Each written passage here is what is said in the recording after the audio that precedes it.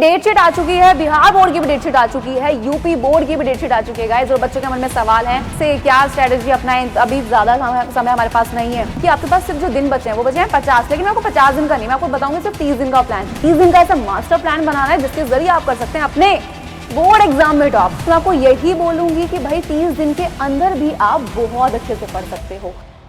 Hello बच्चों, बाटी कैसे हैं आप सब? आई होप आप सब बहुत अच्छे हैं, मस्त हैं एंड सभी सेफ हैं गाइस। तो भाई बहुत सारे बच्चों के बहुत सारे क्वेश्चन आ चुके हैं क्योंकि डेट शीट आ चुकी है, बिहार बोर्ड की भी डेट शीट आ चुकी है, यूपी बोर्ड की भी डेट शीट आ चुकी है गाइस। और बच्चों के मन में सवाल है कि मैम कैसे क्या स्ट्रेटेजी अपनाएं, अभी ज्यादा समय हमारे पास नहीं है।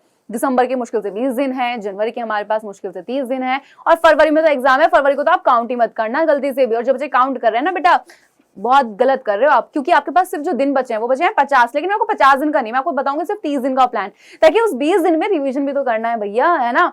तो ये मान लो कि आपको क्या करना है, 30 दिन का ऐसा मास्टर प्लान बनाना है जिसके जरिए आप कर सकते हैं अपने बोर्ड एग्जाम में टॉप। तो देखो सबसे पहली चीज, आपके मन में सवाल होगा बहुत सारों के, क्या मैम मैं अभी भी पढ़ लूं, 30 दिन में मैं इतना अच्छा पढ़ सकता हूं कि मेरे अच्छे मार्क्स आ जाएं? तो मैं आपको यही बोलूंगी कि भाई 30 दिन के अंदर भी आप बहुत अच्छे से पढ़ सकते हो और बहुत अच्छे मार्क्स लेकर आ सकते हो। लेकिन जो सिर्फ बात मानेगा वही, जो बात नहीं मानेगा ना, जिसको लगेगा अरे ठीक है अपने अकॉर्डिंग चलेगा, तो अपने अकॉर्डिंग चल के उसकी परसेंटेज रहेगी वो रह जाएगी सिर्फ कौन सी, ये वाली। लेकिन जो बात मानेगा मेरे से अच्छी तरीके से और उस प्लान को करेगा फॉलो, तो उसकी परसेंटेज रहने वाली है ये वाली। तो अब आपके हाथ में कि आपको करना क्या है, क्योंकि मैं हमेशा आपको ना सच्चाई दिखाती हूँ और वही चीजें बताती हूँ जो सच होता है कि क्या करना है क्या नहीं करना है, वो भी टाइम के अकॉर्डिंग कि भाई अच्छा इस टाइम है तो इतना तुम कर सकते हो, नहीं है टाइम तो भैया मैं बोलूंगी ना मत करो, है ना। स्टूडेंट को एक सीधी बात बोलना बहुत जरूरी होता है, ठीक, जो बहुत सारे टीचर्स नहीं बताते हैं। बट मेरे साथ ऐसा नहीं होगा, जो भी चीजें सच होंगी, जो जिस टाइम करना होगा वही आपको बताऊंगी, बेटा ये करना जरूरी है।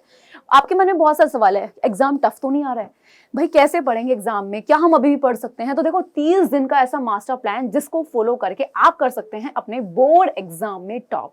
तो सबसे पहली चीज आ जाते हैं कि भाई क्या मैम, देखो सबसे पहली चीज यहाँ पे बच्चे बोलते हैं मैम 60% आए हैं, 70। मैंने कहा अच्छी बात है, कोई बात नहीं, 10th में दिए हैं पहली बार, ओके। बट बच्चों का ना वो जो अंदर से मोटिवेशन होता है वो बिल्कुल ऐसे गायब हो जाता है। हर साल बैचेस आते हैं, बच्चे बोलते हैं इतने परसेंट, थोड़ा सा क्योंकि वो पूरे साल पढ़ रहे होते हैं, कहीं ना कहीं कुछ कमी रह जाती है जिसकी वजह से उनकी परसेंटेज कम। लेकिन बहुत सारे बच्चे ऐसे जो 97 ऐसे बोलते हैं, 90 97। क्या स्ट्रैटेजी होती है उन बच्चों की? एक बच्चा होता है स्टार्टिंग से पढ़ रहा होता है, एक बच्चा होता है लास्ट में पढ़कर भी टॉप कर जाता है। भाई सीरियसली टॉप कर सकते हैं, मैं नहीं कहूंगी कि नहीं कर सकता, क्या पता उसने भैया दिन रात एक कर दी हो, है ना। तो यहाँ पे 55 से सीधा 98 पे जा सकते हैं। जो बच्चे सोच के बैठे कि 60 70 आ जाए काफी है, बेटा कोई नहीं पूछता आज की डेट में इतनी परसेंटेज को, जब तक आपकी 90 98 ऐसी या 95 ऐसी परसेंटेज नहीं होती है, ठीक। अब पढ़ना कैसे है तो यही जानेंगे, और जानेंगे कि 30 दिनों में, इन 30 दिनों में कैसे पढ़ना है, किन चीजों को पढ़ना है उस तरीके से। क्योंकि अब आपके पास पूरा साल नहीं है, सिर्फ 1 महीना है और उस 1 महीने के बाद रिवीजन भी तो करना है यार, ठीक है। तो कैसे पढ़ेंगे? तो देखो सबसे पहली चीज, जो भी सब्जेक्ट है, हिंदी को मैं सच बता रही हूँ यार तुम्हें, हिंदी जो है ये मुश्किल से, इसका जो सिलेबस है यार वो 15 दिन का सिलेबस है मुश्किल से। तो जितने बच्चे रो रहे हैं ना मैम हिंदी हिंदी क्या होगा, डोंट वरी यार, मैंने बोला चिल मारो, कोई दिक्कत नहीं है, हिंदी हो जाएगी एंड हिंदी को बहुत अच्छे तरीके से कराया जाएगा। तो 15 दिन का सिलेबस है भैया ये तो, ठीक है। बाकी रहे आपके science, math, social science and English, इनमें सिलेबस ऐसा भरमार है कि भाई बच्चा सोचता है कि मैम पढ़ूं तो पढ़ूं क्या। अब इस टाइम पे बच्चा बहुत ज्यादा डर जाता है, बिल्कुल ऐसा डिमोटिवेट हो जाएगा, लेकिन डरना नहीं है। देखो सबसे बड़ी चीज, मैं हमेशा एक लाइन जरूर बोलती हूँ, क्या तुम हर सब्जेक्ट को समय दे रहे हो या नहीं दे रहे हो? बेटा आप ये सोचोगे ना आज तो मैं पूरे दिन ये पढ़ूंगा, कल मैं पूरे दिन ये पढ़ूंगा, अगर आप यही सोच के पढ़े जा रहे हैं तो बेटा ऐसे नहीं पढ़ा जाएगा, ठीक है। मैं बोलती हूँ हर सब्जेक्ट को आपको डेली समय देना है, चाहे आप 2 सब्जेक्ट सुबह पढ़ो 2 रात को पढ़ो, भैया डेली समय देना है तो देना, ये तो फिक्स है ना। अब यहाँ पे अगर मैं बात करूं किस तरीके से पढ़ना है, क्या मैम स्टार्टिंग से किताब को उठा लेते हैं, जोश आया था बच्चों में कि भैया ले उठाई किताबें और रख ली और अब कहते हैं चलो भाई फर्स्ट पेज सेकंड पेज आज खत्म, ऐसे नहीं पढ़ना। वो समय जा चुका है कि आप बिल्कुल फर्स्ट पेज से एक पैराग्राफ को पढ़ना स्टार्ट करते हैं, वो समय गया भैया, पूरा गया। अब पढ़ना है क्या? सबसे पहले जितने भी चैप्टर्स है, फॉर एग्जांपल मैंने आपसे बोला कि आपके जो बायोलॉजी है ना, मैंने बोला उसमें अभी इस बार आपके 5 चैप्टर आ रहे हैं, ठीक है। 5 के जो 5 चैप्टर हैं ये आपको पता है कि उसमें इंपॉर्टेंट टॉपिक कौन से हैं, क्योंकि इस टाइम हम सारे टॉपिक्स को नहीं पढ़ सकते। जब हमारा बैच स्टार्ट होता है हम सारी चीजें पढ़ते हैं, लेकिन इस टाइम पे हमारे पास समय बहुत कम है और हमें इस समय को, हमें हार्डवर्क तो करना है लेकिन इस समय को बहुत स्मार्टली यूज भी करना है ना, यानी कि स्मार्ट स्टडी भी करनी है। तो सबसे पहली चीज, मोस्ट इंपॉर्टेंट टॉपिक की लिस्ट बना डालो जो भी आपके बोर्ड एग्जाम में बार बार रिपीट हुए हैं, मोस्ट एक्सपेक्टेड हैं, जो सीधा लॉन्ग में आते हैं। तो ऐसे क्वेश्चन की लिस्ट बना लो। और ये किसी एक सब्जेक्ट की नहीं बनानी है, आपको क्या करना है भाई, आपको मैथ्स की भी बनानी है, आपको साइंस की भी बनानी है, आपको इंग्लिश की भी बनानी है। यानी कि कहने का ये मतलब है कि आपको हर सब्जेक्ट की क्या बना लेनी है, क्या बनानी है, लिस्ट बनानी है जिसमें लिखे हैं मोस्ट इंपॉर्टेंट टॉपिक। ठीक है भाई, टॉपिक बन गए। अब क्या करना है आपको, उन टॉपिक को इतना अच्छे से पढ़ना है कि भैया वहां से, चाहे देखो एक टॉपिक उठाया आपने, हल्के से पढ़ा, ठीक है चलो ये पढ़ लिया। एक होता है कि भैया एक टॉपिक उठाया, हल्का सा पढ़ा, ठीक है भाई पढ़ लिया, चलो ठीक है बाद में रिवाइज कर लूंगा, पढ़ तो लिया ना एटलीस्ट। एक बच्चे ये होते, एक होता है कि नहीं, टॉपिक उठाया है मैंने पढ़ने के लिए तो मैं इसको बहुत अच्छे से पढ़ूंगा या पढ़ूंगी ही, अगली बार जब उठाएगा तो उसको पता होगा भैया है क्या, चाहे वहां से ऑब्जेक्टिव आ जाए।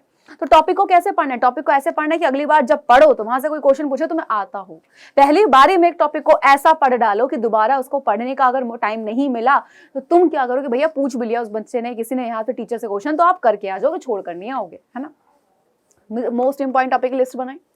लिस्ट बनाने के साथ साथ ये क्यों बोल रही हूँ, क्योंकि भाई यहाँ पर आपको पता होगा कि इंपॉर्टेंट क्या है बोर्ड के लिए, क्योंकि इस समय वो पढ़ना है जो बहुत ज्यादा इंपॉर्टेंट है। ठीक है, टॉपिक को बहुत अच्छे से समझ लिया। अब देखो ऑब्जेक्टिव क्वेश्चन की अगर मैं बात करती हूँ, ऑब्जेक्टिव क्वेश्चन कहाँ से बनते हैं, आपने अगर एक लॉन्ग क्वेश्चन तैयार कर लिया तो ऑब्जेक्टिव आप यूं कर डालोगे, लेकिन अगर ऑब्जेक्टिव किया तो भैया तुम लॉन्ग नहीं कर सकते। कुछ बच्चे इस टाइम पे सिर्फ क्वेश्चन प्रैक्टिस पे लग जाते हैं। अरे भैया क्वेश्चन प्रैक्टिस करनी जरूरी है, मैं कह रही हूँ, लेकिन टॉपिक तो को आपको पढ़ तो ले भैया। टॉपिक अगर तुझे बहुत अच्छे से आएगा तभी तो बात बनेगी।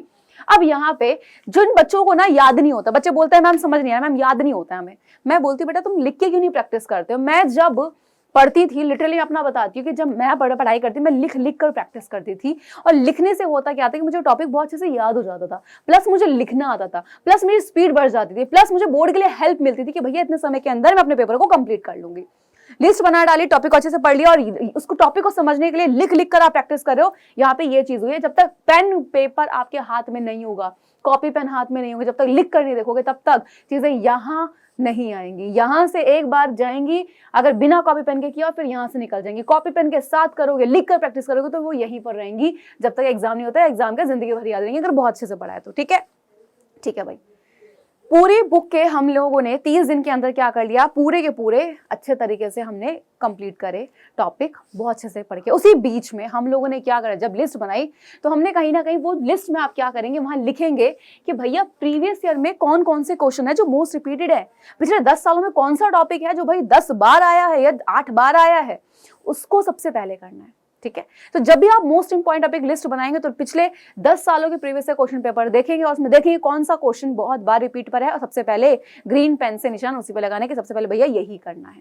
ठीक है, जब आप पढ़ाई कर रहे होंगे, जब आप लिस्ट अपने खुद के नोट्स बना डालो, साथ साथ जो तुम पढ़ रहे हो कि किस तरीके से, किसी और के मांग के आओगे उसने गलत लिखा से लिखा, तुम्हें कुछ नहीं पता है, अपना पता होगा, तुमने पढ़ा होगा, तुम्हें पता होगा सही लिखा है। और हर बच्चा अपने अकॉर्डिंग ही नोट्स बनाता है, अपने अकॉर्डिंग अगर वो नोट्स बना रहा है, समझ रहे हो, तो जब वो एग्जाम के टाइम उस पेपर को उठाएगा उसे पता होगा भैया यहाँ पे ये चीज है। लेकिन किसी और के उठा लिए, दो एग्जाम के 2 दिन पहले नोट्स, आपको समझ आया कुछ नहीं है, चाहे उसने गलत लिख रहा हो, तुम गलत लिखा होगा, एग्जाम में बोलोगे नंबर तो आई नहीं, तुम्हारा घाटा, तुम दूसरे को बोलोगे तूने गलत नोट्स क्यों दिया, अरे उसकी क्या गलती, तूने क्यों नहीं नोट्स बनाया अपने, तूने मांगे उसने दे दिए, सीधी सी बात है ना, तुम उसको ब्लेम नहीं कर सकते। तो अपने नोट्स पढ़ते हुए खुद बनाते चलो ऐसे नोट्स कि भैया आपको समझ आए, कि भैया एग्जाम के 2 दिन पहले रिवीजन करना हो तो आपको बहुत इजीली याद हो पाए, समझ आ पाए। राइट, नेक्स्ट की अगर हम बात कर लेते हैं रिवीजन, जो कि बहुत ही ज्यादा जरूरी है आपका। देखो जब आपके ये 30 दिन हो गए भैया कंप्लीट, 30 दिन में आपने इतना अच्छे से पढ़ लिया कि भैया ऑब्जेक्टिव सब्जेक्टिव सब कुछ कर लेंगे। अब 30 दिन के बाद बचे कितने दिन, 20 दिन, और इस 20 दिन में रिवीजन तो तुम्हारा फिर बढ़िया तरीके से हो ही जाएगा। और इसमें कर लो question practice, previous year question, objective subjective, सब चीज की तैयारी बहुत ही धमाके तरीके से। तो बस यही प्लान क्या करना है गाइज, यही प्लान तुम्हें बस 30 दिनों तक करना है फॉलो, यानी कि अपने हर सब्जेक्ट को पढ़ना है। आप सबको क्या डेली पढ़ना है, डेली पढ़ने के साथ साथ सब्जेक्ट को जब डेली पढ़ोगे तो उसके साथ साथ लिख लिख कर मोस्ट इंपॉर्टेंट टॉपिक की प्रैक्टिस करो। इससे फायदा क्या होगा, तुम्हारे लॉन्ग क्वेश्चन तैयार हो जाएंगे, लॉन्ग के साथ तुम्हारे शॉर्ट क्वेश्चन तैयार हो जाएंगे, और जब ये तैयार हो जाएंगे तो ऑब्जेक्टिव अपने आप हो जाएंगे, ठीक है।